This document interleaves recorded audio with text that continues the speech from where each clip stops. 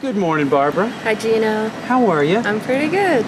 So you're in the headlines. You were in both papers this week. Well, I wasn't, but my petition was, All right. which is how I like to look at that. Okay, what tell us about the petition? The petition is to see if the town would be interested in buying the wharves that are for sale and other Winthrop properties that have been listed for sale. Does that mean downtown as well? Some of the buildings? I don't know if we can pick and choose. Maybe we can. I know there's a current negotiation going on right now with just part of it, which includes the wharves. So maybe we can pick and choose. And I'm concerned about the wharves. You are, mostly? Yeah. Why? Well, for one thing, we get to look at the water. And who knows what could be built there in place of what's there. And we get access to the wharves how they are right now.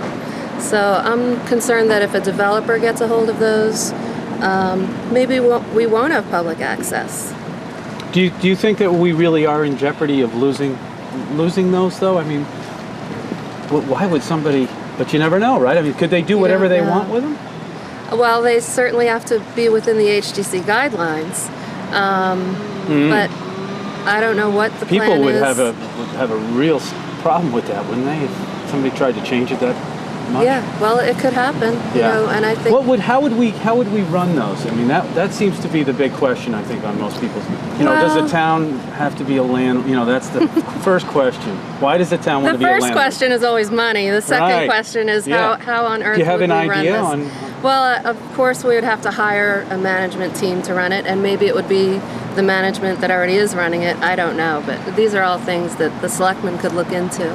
And do you think that if we did take over, let's say we took over all of the Winthrop properties, do you think we could give people a bit of a break on the rent? No, but maybe we could guarantee that they'd get to stay there. Right.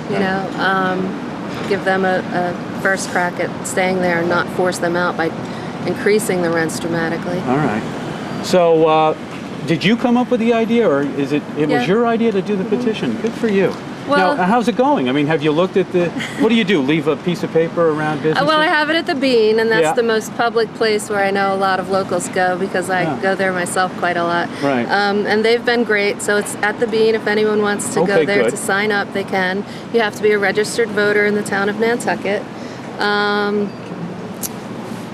It's being passed around by some friends, and getting more and more people to pass it around. Now, how many signatures do you need? I need 200 that are verified as Nantucket registered voters.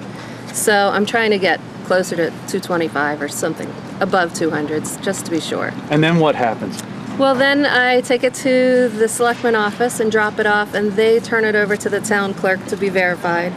And then I would go to a selectmen's meeting and speak during the public comment area. And just, it's not meant to be confrontational. I understand. It's meant to encourage the town to get involved because right now they aren't. Okay, they're just not doing it. Yeah. How long do you expect this process to continue, and then when do you think you'll be in front of the selectmen? Well, the property is currently under negotiation, which if that goes through, the shareholders of the purchasing company, I think they have until June 1st to respond if they're in favor of the deal or not.